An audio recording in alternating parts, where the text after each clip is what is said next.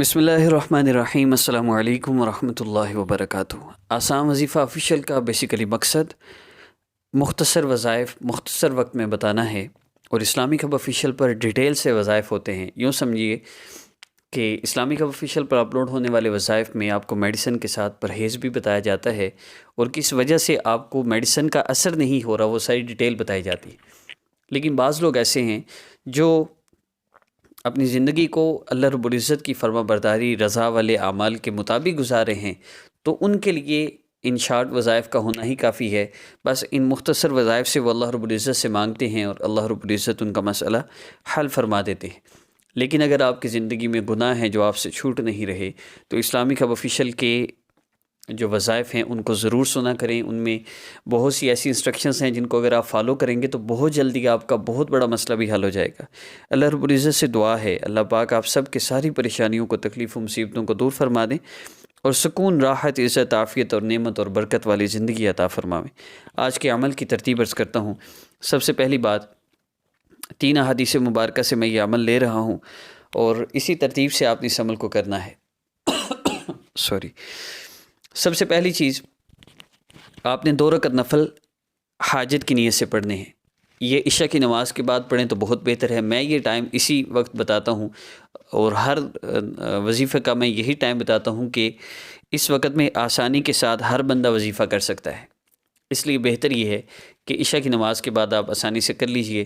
دوسری بات یہ کہ اگر آپ عشاء کے بعد ڈیوٹی کرتے ہیں، نائٹ ڈیوٹی ہے، آپ ڈاکٹر ہیں، آپ سیکیورٹی گارڈ ہیں، کوئی بھی ایسی ڈیوٹی ہے، تو اس میں پھر آپ کے لیے گنجائش ہے کہ آپ دن کے کسی وقت بھی کر لیں۔ دیکھیں، اللہ سے مانگنے کے لیے کوئی وقت محسوس نہیں ہوتا۔ یہ آج ہم لوگوں نے وظیفوں کو پتہ نہیں کیا سمجھ لیا ہے، جس طرح ہم نے استخارے بنا لی ہیں، جی استخارہ کرنا ہے تو رات کو سونا ہے، سو کے تو خواب میں دیکھنا ہے۔ اگر آپ نے ظہر کے بعد کوئی کام کرنا ہے تو آپ ظہر کے وقت استخارہ کرتے ہیں تو آپ کو خواب ہی نہ آئے، آپ سوئیں نہ، تو پھر کیا کریں؟ یہ دین اتنا مشکل نہیں ہے۔ دین میں صرف پابندی ہے، سختی تو ہے ہی نہیں۔ اتنا مبارک دین، اتنا آسان دین ہم نے خود اپنے لیے مشکل بنایا ہوا ہے۔ بنی اسرائیل کی طرح نا، اللہ نے کہا ایک بچڑا ذبح کر دو، اس کا گوشت لگاؤ، مردہ زندہ ہو جائے گا، بتا دے گا کہ کس نے قتل کیا۔ کہتے ہیں نہیں، اللہ سے پوچھ کے بتائیں اس کا رنگ کیسا ہے، اس کی عمر کیا ہو، وہ کس طرح کا ہو، کہاں سے ہو۔ اب اس طرح کے سوال پوچھ کے اپنے آپ کو مشقت میں ڈالا، اور آج ہم لوگ بھی یہی کریں۔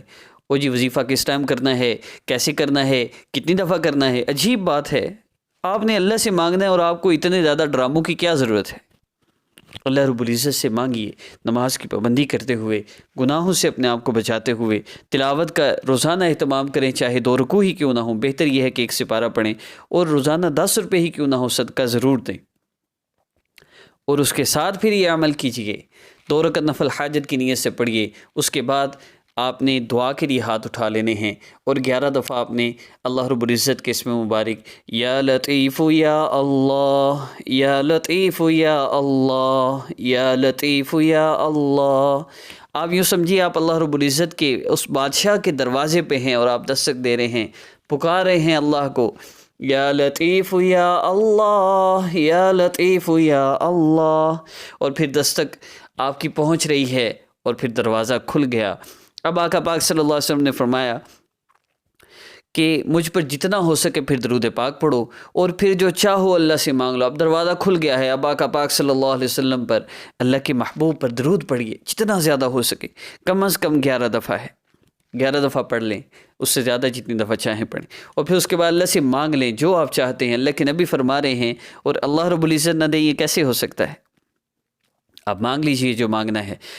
میں بہتر یہ سمجھتا ہوں، میں عرض کرتا ہوں کہ اللہ رب العزت نے نا جتنے احسانات آپ پہ کیے ہیں، احسانات تو لاکھوں کروڑوں ہیں، ہم گن نہیں سکتے، جتنے ذہن میں آئے 2-4 منٹ ان احسانات کو بولیے، پھر عرض کیجئے اللہ آپ نے اتنے احسانات فرمائے، ایک احسان اور فرما دیجئے، میرا یہ مسئلہ حل فرما دیجئے۔ بس اتنا سا وظیفہ ہے، اور اس میں کون سی مشکل چیز ہے؟ اب خدا کا واسطہ ہے، یہ سکے اور لونگ کے دانے اور فلاں مسئلے اور فلاں مسئلے، یہ سب ڈرامے چل رہے ہیں۔ میں ایک گھر میں مولوی صاحب پڑھانے گئے تو وہ ایک برتن کے اندر پانی تھا، اس کے اندر کچھ پتے تھے۔ کہ یہ کیا ہے؟ کہ سنا ہے یہ والے پتے اگر گھر میں ہو تو رزق آتا ہے۔ میں کہا سبحان اللہ، رزق تو آسمانوں سے آتا ہے، یہ نہ جانے کون سے پتے ہیں جن سے رزق آتا ہے، ورنہ آقا پاک صلی اللہ علیہ وسلم و صحابہ بھی گھروں میں پتے رکھ لیں، اور یہ لونگ کے دانوں سے اور سکے سرانے کے نیچے رکھنے سے پیسے آ جائیں۔ اللہ کا واسطہ ہے، یہ مارکیٹ میں نئی سے نئی چیزیں آپ لوگوں کو بیوقوف بنانے کے لیے آتی ہیں، اور ہم بنتے ہیں۔ ہم خود جان بوجھ کے ذلیل ہوتے ہیں. میری گزارش یہ ہے اللہ سے مانگیے، ان حدود و قیود سے نکل کے مانگیے، ورنہ میں بھی کہہ سکتا ہوں عمل کی اجازت کے لیے چینل کو سبسکرائب کیجئے، نہیں، میری حوصلہ افزائی کے لیے چینل کو سبسکرائب کیجئے، ویڈیو کو لائک کیجئے. بس اتنا ہی وظیفہ تھا. باوضو ہو کر مصلی پر بیٹھ کر قبلہ رو ہو کر عمل کریں گے، زیادہ فائدہ ہوگا. تو ملتے ہیں نیکسٹ ویڈیو میں. السلام علیکم ورحمۃ اللہ. ہاں، مجھے یہ یاد نہیں رہا، آخر میں درود پاک ضرور پڑھیے گا. کچھ درود پاک سامنے شو ہو رہے ہیں، لازمی درود پاک پڑھیے، کم از کم 3 دفعہ تو لازمی پڑھیے. السلام علیکم ورحمۃ اللہ.